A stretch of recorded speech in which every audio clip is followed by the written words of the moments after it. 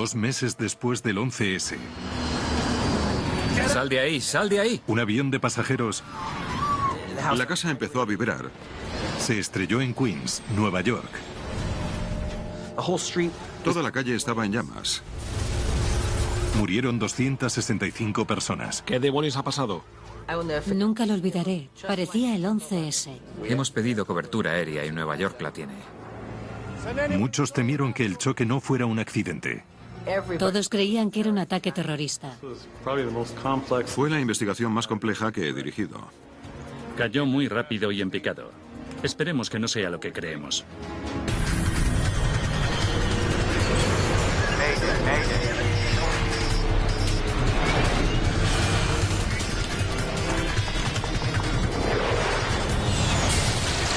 Mayday, catástrofes aéreas. Basado en hechos reales, la información fue extraída de informes oficiales y declaraciones de testigos oculares. La catástrofe de Queens. 12 de noviembre de 2001.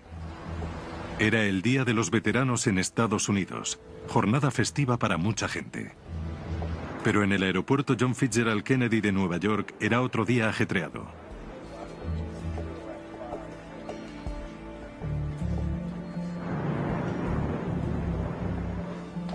El vuelo 587 de American Airlines iba a llevar a 251 pasajeros con destino al Caribe. La tripulación preparaba el avión para el despegue.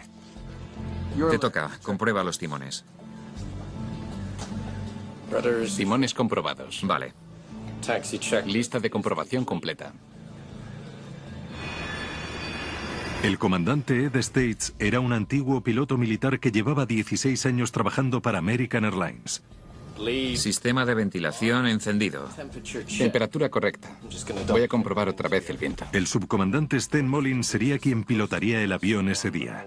101.1. Viento comprobado. El comandante y él habían volado juntos muchas veces y les gustaba volar juntos. En ese aspecto era un viaje normal. Datos de despegue listos.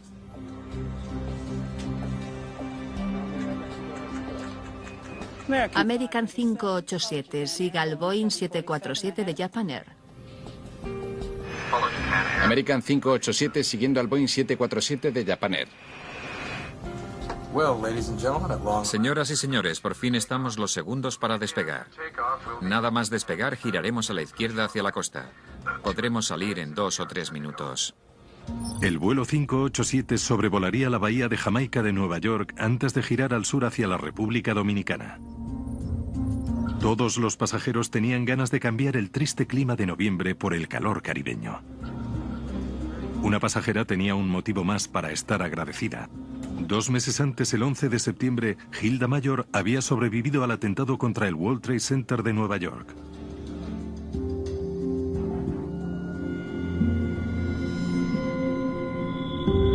Estaba trabajando en la planta baja cuando los terroristas estrellaron 2 aviones contra las Torres Gemelas y mataron a más de 2.500 personas. El 11S fue el mayor atentado terrorista jamás perpetrado en suelo estadounidense. El 11S fue un día que ningún habitante de Nueva York olvidará. Fue un día que cambió no solo la ciudad, sino el mundo. Todo el mundo estaba conmocionado y la conmoción duró meses y meses.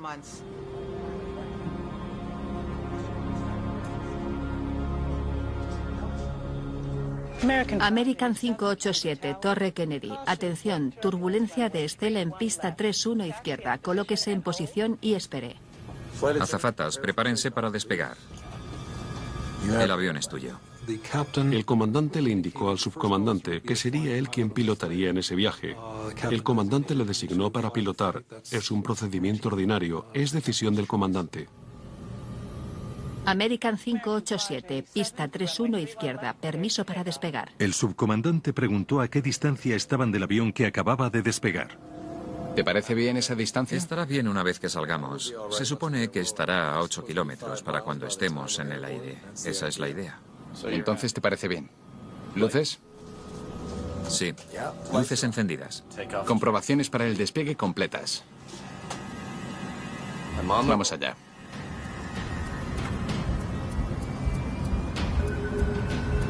Gracias, señor.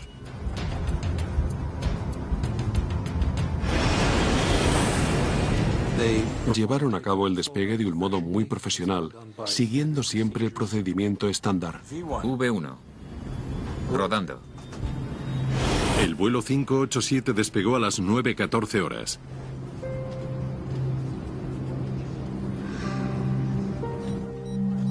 American 587, ascienda y manténgase a 1-3000. En las casas de abajo, los vecinos de Queens, en Nueva York, oyeron el sonido familiar de los aviones que pasan por encima. Aterrizan y despegan aviones. Sobrevuelan la península cada 45 segundos. Era algo normal. Una zona de turbulencias sacudió el avión. Vaya. Máxima potencia. ¿Estás bien? Sí, estoy bien. Aguanta, aguanta. Necesitamos más potencia, por favor. A 2.300 pies de altura se produjo el desastre. El avión perdió altitud.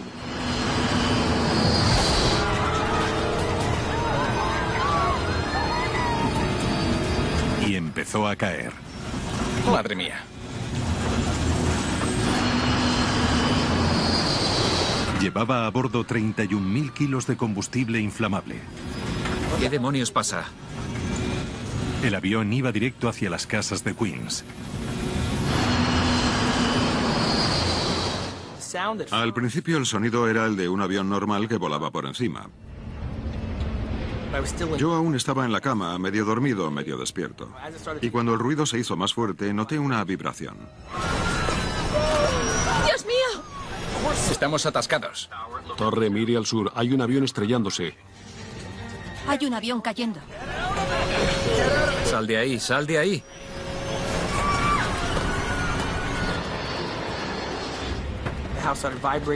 La casa empezó a vibrar mucho, ocurrió todo muy deprisa.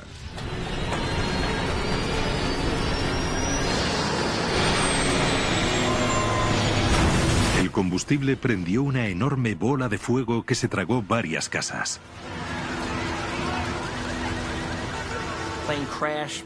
El avión se estrelló en la calle del jardín de atrás y explotó. Mi ventana se volvió de color naranja muy brillante.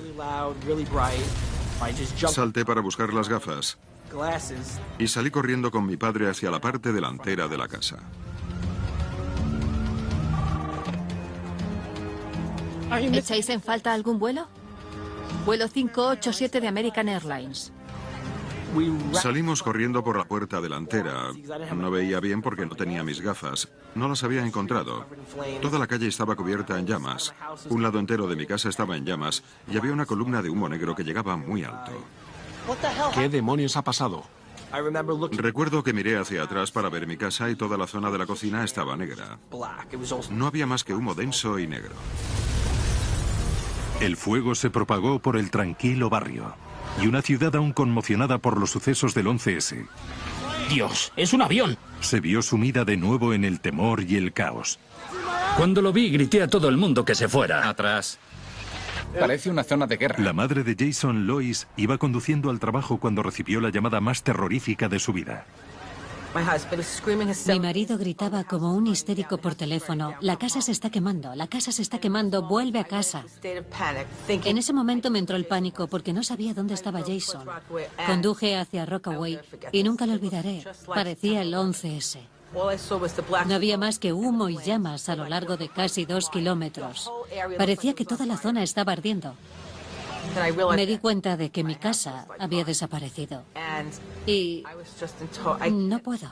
Sufrí un shock. ¡Estamos aquí! Oí que Jason y Mark gritaban: estamos aquí. Me giré, les vi, eché a correr y casi me desmayo. Recuerdo que grité: ¿qué ha pasado? Y me dijeron: se ha estrellado un avión. La horrible escena evocaba los sucesos del 11S.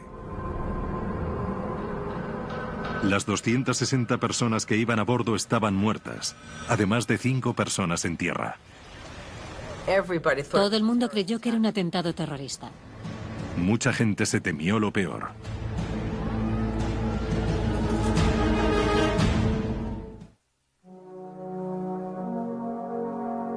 Tras enterarse de que un avión se había estrellado en el barrio neoyorquino de Queens, el alcalde Rudy Giuliani intentó tranquilizar a la gente. He hablado con el presidente Bush y su jefe de gabinete. Hemos pedido cobertura aérea y Nueva York la tiene. Hemos cerrado los aeropuertos durante un rato. Hemos hablado con el gobernador y como precaución vamos a cerrar los puentes y túneles durante un par de horas. Creí que era un atentado terrorista porque no me imaginaba que un avión pudiera caer así sin más. Pero ¿quién iba a querer estrellar un avión en Rockaway? Por segunda vez en 2 meses, los aeropuertos de Nueva York estaban cerrados. Se paralizaron todos los vuelos y miles de pasajeros aterrados se quedaron en tierra. Temiendo que el accidente fuera otro atentado terrorista, el FBI envió inmediatamente un equipo de agentes a investigar. Envíame a alguien que viera lo que pasó, ¿vale? Barry Mon era el director adjunto de la oficina del FBI en Nueva York. 8 semanas antes había estado presente en el derrumbamiento del World Trade Center. Sacó a su equipo justo antes de que hundieran las Torres Gemelas. Todavía estábamos muy involucrados en la investigación del 11S. Y cuando me enteré, enseguida me preocupó que fuese otro atentado terrorista. Pero los agentes del FBI no trabajaban solos. Ante todo, se trataba de un accidente de avión. La Junta Nacional de Seguridad del Transporte está llevando a cabo una investigación para que el pueblo de Estados Unidos conozca todos los hechos. La Junta envió a Queens su propio equipo de expertos. Se enfrentaban a un desalentador desafío. Un avión de pasajeros y 4 casas demolidas. Los 2 organismos tenían que buscar pistas que eran muy difíciles de encontrar. Fue la investigación más compleja que he dirigido. Robert Benson llevaba 17 años en la Junta Nacional de Seguridad. Había investigado 30 accidentes importantes. Estaba al mando de un equipo de 21 investigadores. Nos gusta comenzar todas las investigaciones con una mente abierta, pero todos somos seres humanos y el accidente tuvo lugar tan cerca de la tragedia del 11S que enseguida sacamos conclusiones y tuvimos que obligarnos a dar marcha atrás y estudiar con cuidado las pruebas. Asegúrate de que está todo en su sitio. Murphy, ¿cómo está? Inspector Murphy, agente Mon, FBI. El investigador Brian Murphy era el experto en materiales y estructuras de la Junta. Era un veterano de muchos accidentes, pero este había ocurrido muy cerca de su casa. Estaba muy ligado al barrio. No le di más vueltas hasta que vi la iglesia Saint-Denis, donde estaban enterrados mis abuelos. Y cuando llegué a la calle 129, recordé que cuando era pequeño iba mucho por allí con mis primos. Cayó muy rápido y en picado. Esperemos que no sea lo que creemos. El NTSB y el FBI trabajarían juntos en el lugar de los hechos hasta responder una pregunta. ¿Era terrorismo o era un accidente? Las piezas de avión van a los cubos y todo lo demás se queda aquí de momento. El lugar del accidente era una mezcla caótica de restos de casas y de avión. Separar unos de otros era una tarea difícil. Había que separar los restos de las casas de las del avión. No quería llevarme restos de las 5 casas. Teníamos que hacer el mejor trabajo posible y aislar los restos del avión sin que nos faltase ninguno. No es del avión, gracias. Llevo mucho tiempo haciendo esto y puedo reconocer un avión, aunque solo vea un 10%. Pero la destrucción del fuselaje y las alas era tan grande que me atrevo a decir que quien no fuera un experto no reconocería que se trataba del lugar del siniestro de un avión. El vuelo 587 se estrelló en un barrio densamente poblado. Cientos de personas vieron caer el avión y estaban dispuestas a contar su historia. Oí un ruido, miré al cielo, vi un avión y vi que estaba ardiendo. El avión se partió por la mitad, explotó en el aire. Estaba medio dormido, me despertó el ruido, que era fortísimo. Las declaraciones de los testigos aumentaron la preocupación de que se trataba de un ataque terrorista. Algunos testigos dijeron que vieron el avión estallar en el aire, que vieron una enorme bola de fuego, o que sonó como si hubiera estallado una bomba. Si había una bomba, tenía que haber pruebas entre los restos. Los expertos examinaron físicamente todas las piezas del avión para ver si tenían abolladuras o si registraban movimientos hacia afuera del avión que indicasen que una explosión en el interior lo hubiera lanzado todo hacia afuera. ¿Alguna posibilidad de que el avión estallase desde dentro hacia afuera? Pero no encontraron nada. El metal retorcido no revelaba pruebas de una explosión, pero había que buscar otras pruebas. Buscaron residuos de explosivos en las piezas del avión, que suelen indicar que se ha producido una explosión. Los investigadores tomaron muestras de los restos y los enviaron a un laboratorio para que los analizasen en busca de explosivos. También hicimos otras cosas. Fuimos al aeropuerto y hablamos con quienes manejan los equipajes. Hablamos con el personal de la línea aérea. Preguntamos si habían visto algo sospechoso perteneciente a los pasajeros del vuelo. Ambos organismos pronto obtuvieron las respuestas que buscaban. Al día siguiente del accidente se encontró tanto la grabadora de datos de vuelo como la de voz de cabina. Aleluya. Ahora a ver qué secretos encierran las cajas. Mientras los investigadores esperaban a que descargasen los datos, siguieron examinando los restos en busca de pistas, pero no todos estaban en el lugar del accidente, en Queens. Encontramos el estabilizador vertical a muchos kilómetros. El estabilizador vertical apareció en la bahía de Jamaica, entre el aeropuerto y el lugar del accidente. El lugar indicaba a los investigadores que se había desprendido mientras el avión aún estaba en el aire. Fue un buen primer paso para nosotros. El estabilizador vertical forma parte de la cola. Junto con el estabilizador horizontal, resulta crítico para un vuelo estable. El estabilizador vertical y el horizontal son casi como las plumas de un dardo. Mantienen el avión recto. No se puede volar sin cola, no se puede. El avión se cae, no se puede evitar. Llevad la cola al hangar para examinarla de cerca. El hallazgo indica a los veteranos investigadores de accidentes aéreos que el choque no se debió a un ataque terrorista. El hecho de que el estabilizador vertical se hubiera desprendido mucho antes nos hizo tener la esperanza de que no se tratara de un acto terrorista. Porque a un terrorista le costaría mucho arrancar el estabilizador vertical de un avión. Los investigadores del NTSB estaban bajo presión para encontrar respuestas. Si no era un atentado terrorista, podría tratarse de un fallo del A-300, uno de los aviones más populares del mundo. Era una perspectiva terrorífica. Nos empujó a acelerar el ritmo de la investigación, porque era un modelo que no estaba paralizado en tierra. Fue un motivo para investigar con exhaustividad, pero con rapidez. Enséñame el timón, la velocidad y el viraje en tiempo real. Los investigadores pusieron sus esperanzas en la grabadora de datos de vuelo.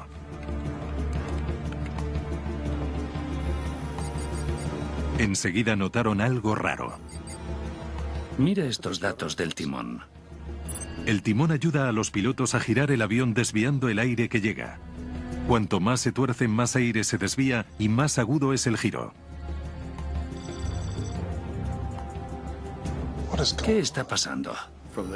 Gracias a la grabadora de datos de vuelo, descubrimos que el timón se había movido rápidamente hacia adelante y hacia atrás varias veces.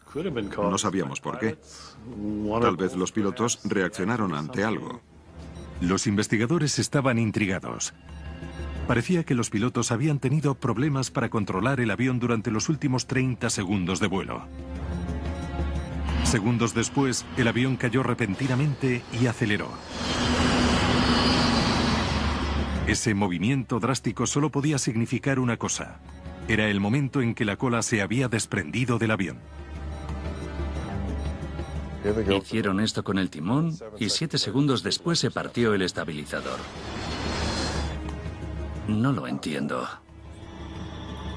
Los investigadores esperaban que la grabadora de voz de cabina les revelase por qué a los pilotos les costó tanto controlar el avión. ¿Listos para empezar? Y por qué se había desprendido la cola en pleno vuelo.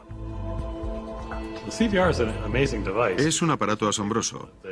Una grabadora digital que registra todos los ruidos de la cabina e incluso algunos de fuera de la cabina. Escucharon los últimos momentos del vuelo. Si una bomba había derribado el avión, deberían oír el ruido de la explosión. Un poco de turbulencia de estela, ¿eh? Sí.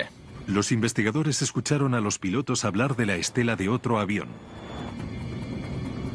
Parece que Molin quería acelerar para atravesarla.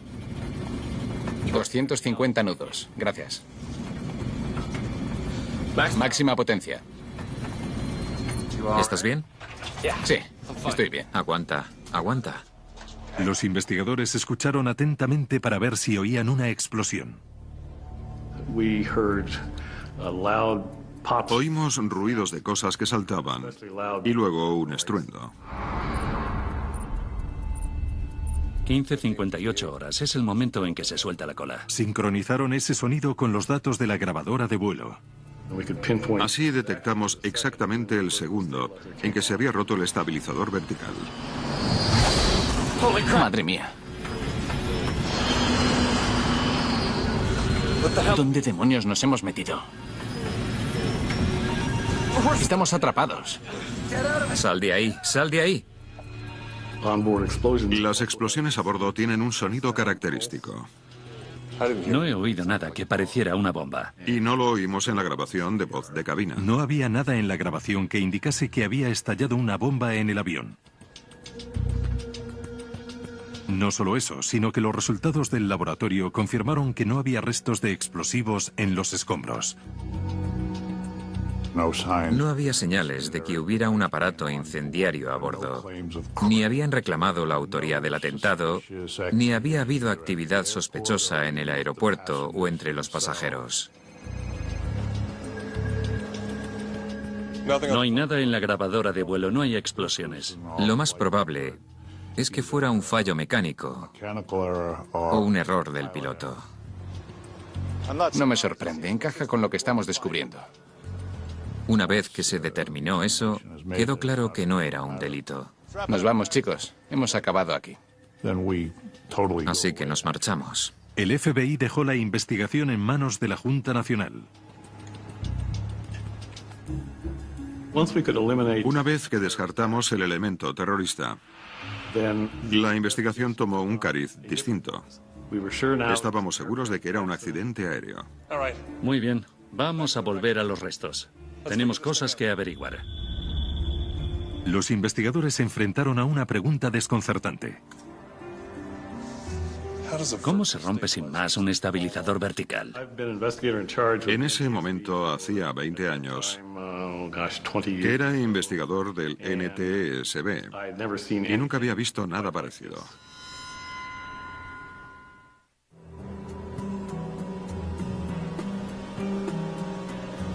Los investigadores estudiaron el estabilizador vertical recuperado en la bahía de Jamaica en busca de pistas que pudieran explicar por qué se desprendió. Era un caso en el que el estabilizador vertical había fallado durante un vuelo rutinario. Era un suceso muy extraño e intentamos comprender los factores involucrados. Cuando examinaron más a fondo la pieza que se había desprendido del resto del avión, realizaron un hallazgo sorprendente. El anclaje se arrancó. El estabilizador vertical está conectado al avión por 3 pares de anclajes. Por alguna razón fallaron todos. Fue un descubrimiento desconcertante. El estabilizador está hecho de un material moderno de resina compuesta diseñado para ser más fuerte que el acero. A lo mejor se había sobrevalorado su resistencia. Fue el primer accidente que investigamos, en el que había fallado una pieza de resina compuesta. Así que nos planteamos esa cuestión. Las resinas compuestas se fabrican fusionando más de 100 capas de carbono y fibra de cristal. Como ambos son ligeros y resistentes, cada vez son más habituales en los diseños de aviones. En casi todos los aviones hay algún tipo de resina compuesta en alguna parte. Boeing planeaba usar resina compuesta de carbono como material principal para el nuevo 787 Dreamliner. Si las resinas compuestas podían fallar tan fácilmente, pondrían en peligro las vidas de miles de personas y paralizaría la industria aérea. Si era un fallo estructural, afectaba no solo al avión accidentado, sino a toda la flota de Airbus A300. Así que si el diseño del avión tenía un fallo, teníamos que descubrirlo enseguida. Los investigadores revisaron a fondo la documentación de fabricación del A300 siniestrado y descubrieron un dato inquietante sobre el estabilizador vertical. La investigación sobre la documentación de fabricación reveló que al pasar una inspección se había determinado que el estabilizador vertical sufría una gran delaminación. La delaminación es la separación de los cientos de capas que forman la resina compuesta. En otras palabras, el material se estaba pelando. Debido a la delaminación, el material había sufrido una pérdida de resistencia. Airbus tuvo que reparar la pieza antes de entregar el avión a American Airlines. Si el laminado había fallado antes, podía haber vuelto a fallar. Lo preocupante es que en las estructuras de resina compuesta los daños de impacto apenas son visibles. Córtalo aquí, envíalo al laboratorio. Son daños que no se ven a simple vista. Los investigadores estudiaron escaneados microscópicos de la resina compuesta en busca de pruebas de delaminación. Me parece que está bien. No encontraron nada. No había señales de que la resina compuesta se estuviera deshaciendo. Si el material no era el problema, a lo mejor lo defectuoso era el diseño de su montura. Para poner a prueba el diseño de la montura del estabilizador, los investigadores recurrieron a la ayuda del fabricante. Airbus estaba muy involucrada en la investigación.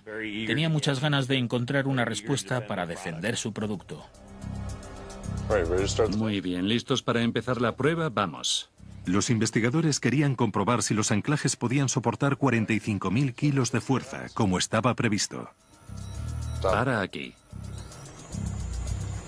Son 45.000 kilos y está resistiendo. De momento vamos bien. Los anclajes cumplían sus requisitos de diseño. Confirmamos que el diseño de los puntos de anclaje del estabilizador vertical era bueno. Pero la prueba no había terminado. Vamos a seguir. Los investigadores aplicaron más presión.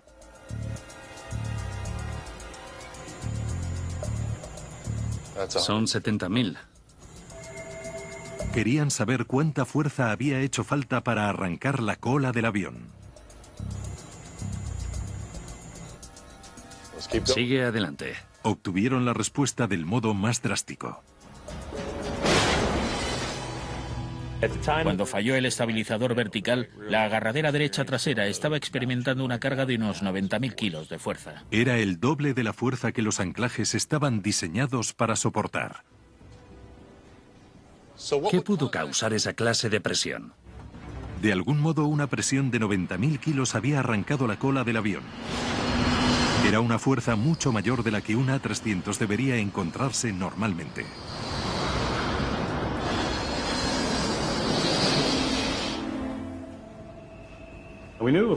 Sabíamos, gracias a las grabaciones de los controladores aéreos, que el avión había despegado 1 minuto y medio o 2 después que un Boeing 747 de HAL, la línea aérea japonesa. Un poco de turbulencia de Stella, ¿eh? Sí. El comandante decía que había turbulencias de Stella. Madre mía. ¿Pudo esa turbulencia ser lo bastante fuerte para arrancar la cola del avión? ¿Dónde demonios nos hemos metido? Las turbulencias de Stella están causadas por el movimiento de aire encima y debajo del ala. Cuando las dos corrientes de aire se juntan en la punta del ala, se combinan y crean un potente vórtice que deja una estela tras el avión. Es como si 2 tornados salieran de las puntas de las alas del avión. Los efectos de la turbulencia de estela varían según el tamaño del avión que se tope con esa estela. Los aviones pequeños son los que corren más riesgo. sobre todo si vuelan detrás de aviones grandes. La potente turbulencia puede ser catastrófica. Los pilotos están entrenados para evitar las estelas de los aviones que tienen delante y se mantienen a una distancia segura. Los investigadores se preguntaron si los pilotos del vuelo 587 habían calculado mal esa distancia mientras esperaban para despegar detrás del Jumbo. Japan Airlines 47, pista 31 izquierda, permiso para despegar. El vuelo de JAL despegó a las 9:11 horas. American 587, Torre Kennedy, atención, turbulencias de estela en pista 31 izquierda, colóquese en posición y espere. El avión es tuyo. La controladora les advirtió que había turbulencias de estela detrás del 747, así que eran conscientes de ello. Minuto y medio después, el vuelo 587 recibió permiso para despegar en la misma dirección. American 587, pista 31 izquierda, permiso para despegar. Los investigadores sabían que el subcomandante estaba preocupado por la distancia del 747. ¿Te parece bien esa distancia? Estará bien una vez que salgamos. Se supone que estará a 8 kilómetros para cuando estemos en el aire. Esa es la idea. Entonces te parece bien. ¿Luces? A lo mejor se acercaron demasiado. Si los pilotos calcularon mal la distancia, Vamos allá. la información del radar del aeropuerto revelaría su error. Los investigadores trazaron las rutas y distancias de ambos aviones. Nunca se acercaron más de 8 kilómetros. Debería haber bastado. Sus cálculos demostraron que el vuelo 587 volaba a una distancia segura. La estela era demasiado débil para ser peligrosa. La separación cumplía las normas de la Autoridad de Aviación Federal. Pero cuando atravesaron la estela, la cola se rompió. ¿Sería una especie de superestela? Entonces nuestra labor fue determinar lo potente que era la estela. En la intensidad y dirección de las turbulencias de estela influyen muchos factores. El más importante es la meteorología. La meteorología y las turbulencias de estela van de la mano. De hecho, las turbulencias de estela son casi un fenómeno meteorológico. Es un movimiento de aire. En condiciones de viento en calma, por ejemplo, la turbulencia de estela de un avión va en línea recta y no afecta a nada que venga por detrás. Pero si hay viento cruzado, las estelas de las puntas de las alas pueden soplar con el viento. Permanecen rotando, pero se mueven. El viento era de 11 nudos. Los investigadores descubrieron que hacía muy poco viento cuando despegó el vuelo 587. Eso pudo empeorar las cosas. No había viento que ayudase a disipar el vórtice. Los científicos de la NASA llevaron a cabo un estudio para determinar la fuerza exacta de la estela. Dijeron que cuando el avión accidentado se encontró con la estela del 747, su fuerza se habría disipado entre un 20 y un 40%. El estabilizador vertical podía resistir 90.000 kilos de fuerza. Incluso a máxima potencia, la estela de un 747 no sería lo bastante fuerte para arrancar la cola de un A300. Y con un 80% de su fuerza no habría causado ningún daño en absoluto. Ni siquiera se acerca a lo que haría falta para arrancar la cola a un Airbus. Los investigadores regresaron a la mejor pista que tenían: los inusuales movimientos del timón. 11 grados a la derecha. 11 grados a la izquierda. Vimos que el timón se movía hacia adelante y hacia atrás a su máximo ángulo varias veces y con mucha rapidez. En ese momento no sabíamos lo que era, pero nos llamó mucho la atención. 11 grados a la derecha. 11 grados a la izquierda. ¿Pudo arrancar la cola de su propio avión? Necesitábamos determinar si ese movimiento podía ser lo bastante violento para arrancar el estabilizador vertical. Normalmente los pilotos solo mueven el timón un par de grados en cada dirección para maniobrar el avión. Los investigadores se preguntaron si los bruscos movimientos de timón del vuelo 587 generaron la fuerza aerodinámica necesaria para arrancar el estabilizador. ¿Listo? Para averiguarlo, crearon una simulación por ordenador de un A300 y lo pilotaron del mismo modo que el subcomandante Molin, moviendo el timón hacia adelante y hacia atrás 11 grados 3 veces.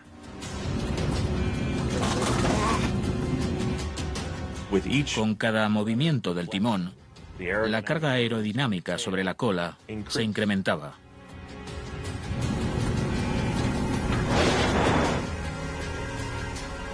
Ya está. Con eso bastaría. Los incrementos de carga fueron lo que causó la rotura. Llegaron a la conclusión de que los movimientos de los mandos produjeron un fallo estructural. No intervino ningún otro factor. Lo hizo él mismo. Se puede usar como analogía el sacar la mano por la ventanilla del coche a 100 kilómetros por hora. Se nota que el viento la empuja hacia atrás. Si probamos a sacar la mano a 400 kilómetros por hora, probablemente perderíamos la mano. ¿En qué estaba pensando? El hallazgo por fin explicaba lo que había pasado al vuelo 587 de American Airlines, pero no explicaba por qué. Ya habíamos eliminado varias incógnitas y nos centramos en la actuación de los pilotos. Estaba claro que los pilotos no deberían haber tenido ningún problema para superar la cantidad de turbulencias de estela experimentadas al despegar. Los estudios de la NASA indicaban que no era una estela muy fuerte. Era soportable. Normalmente los aviones, sobre todo los grandes como el A300, responden bien ante las turbulencias de estela. Solo se nota una incomodidad momentánea. Vaya. Luego el avión sigue volando con normalidad. Pero eso no fue lo que ocurrió en el vuelo 587. Se notan las turbulencias de estela, ¿eh? El comandante comentó que había turbulencias. Sí. Puede que cuestionase la reacción del subcomandante, aunque dijo que tampoco era para tanto. ¿Estás bien? Sí, estoy bien. Lo sorprendente fue la reacción del subcomandante. No era un comentario como para reaccionar tan agresivamente. No entendían por qué un piloto tan experimentado movió el timón tan violentamente para salir de la estela. Los investigadores hablaron con pilotos que habían volado con Molin. Siéntese. Y realizaron un hallazgo asombroso. Empezamos a sospechar que el subcomandante reaccionó exageradamente. Dígame qué pasó. Había un aspecto inusual que era inquietante. Tenía un historial de respuesta agresiva a turbulencias de estela. Hizo lo mismo hace 7 años.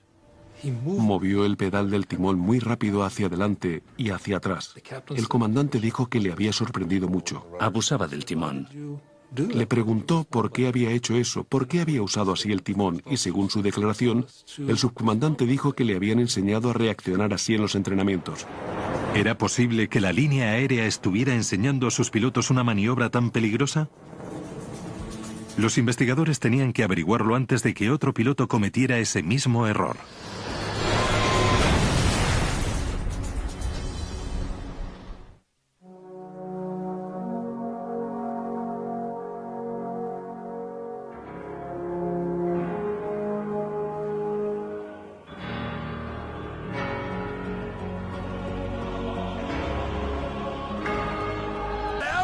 Sal de ahí. Entrada en pérdida. Madre mía.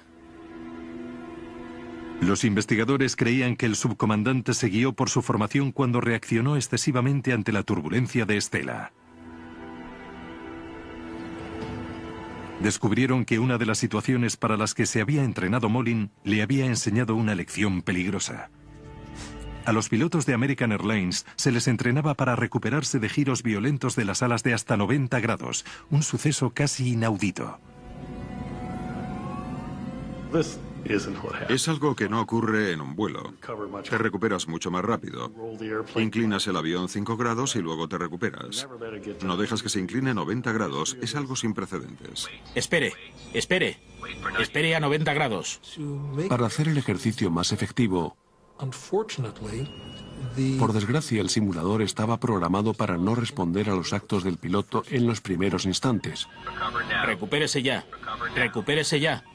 La única forma de recuperarse era actuando sobre el timón de forma sostenida. Es una situación en la que nunca quiero verme. Los investigadores se preguntaron qué les decían a los pilotos en prácticas acerca de la causa de la repentina turbulencia. ¿Y qué decían que causaba esa situación? Eso lo explica todo. Era un ejemplo de entrenamiento que no se correspondía con la realidad. Descubrieron que a algunos pilotos en prácticas les presentaban una situación imposible. En este ejercicio tiene un Boeing 747 delante. Cuando se encuentre con su estela comenzará la turbulencia. Les decían que la turbulencia de estela causaría una inclinación repentina. La turbulencia de estela rara vez te inclina más de 10 grados en cada dirección y es fácil recuperarse de ella. Por desgracia, el ejercicio era exagerado. El avión se escoraba ligeramente a un lado y luego giraba 90 grados en dirección opuesta, lo cual es una inclinación tremenda. Concluimos que sin darse cuenta estaban ofreciendo una formación negativa a los pilotos. Pudimos determinar que había reaccionado en exceso y ya sabíamos por qué. Un poco de turbulencias de estela, ¿eh? Sí. El subcomandante Molin estaba entrenado para creer que una turbulencia de estela grave podía causar una situación catastrófica. Máxima potencia. ¿Estás bien? El comandante le preguntó si estaba bien. Y hay que destacar que no mencionó nada de máxima potencia, porque en su opinión no era lo apropiado para esa situación. El subcomandante empezó a reaccionar moviendo la palanca hacia adelante y hacia atrás, acompañado de movimiento hacia adelante y hacia atrás del timón. Aguanta, aguanta. Creyó que lo que ocurría era una turbulencia exterior y actuó posicionando los mandos en dirección contraria, luchando, sin saber que en realidad eran sus actos los que estaban causando el problema. El subcomandante reaccionó exageradamente con el timón. No dejó que el avión se estabilizase en una posición u otra. Así que lo paró y luego empezó a moverlo hacia adelante y hacia atrás. Hacia adelante y hacia atrás, lo que generó una gran presión sobre la parte vertical de la cola. La actuación del subcomandante hizo que aumentara la presión del estabilizador vertical hasta que se partió por la tensión. ¿Dónde demonios nos hemos metido? Sal de ahí. Sal de ahí.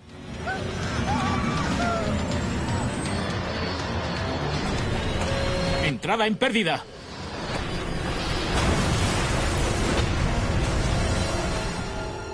Tras el accidente, American Airlines cambió el procedimiento a seguir en caso de turbulencia de estela. Una vez que estuvo claro que el entrenamiento era negativo, American Airlines tomó nota y alteró su formación para evitar ese tipo de actividad. El simulador de vuelo se cambió para que fuese más realista. Ahora las actuaciones de los pilotos tienen efecto inmediato y se les enseña que no usen el timón a gran velocidad. Se ha instalado una nueva luz de advertencia en la cabina para impedir que los pilotos giren demasiado el timón durante el vuelo. Cuando la gente me pregunta sobre los efectos del 587, pienso en la enorme pérdida de vidas. Es el segundo peor accidente de la historia de Estados Unidos.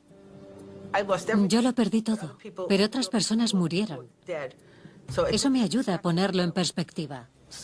Después de ese accidente, la industria introdujo cambios importantes en el entrenamiento de los pilotos e hizo un gran esfuerzo para ayudar a los pilotos a entender la situación para que no les cogiera por sorpresa y no volviera a ocurrir.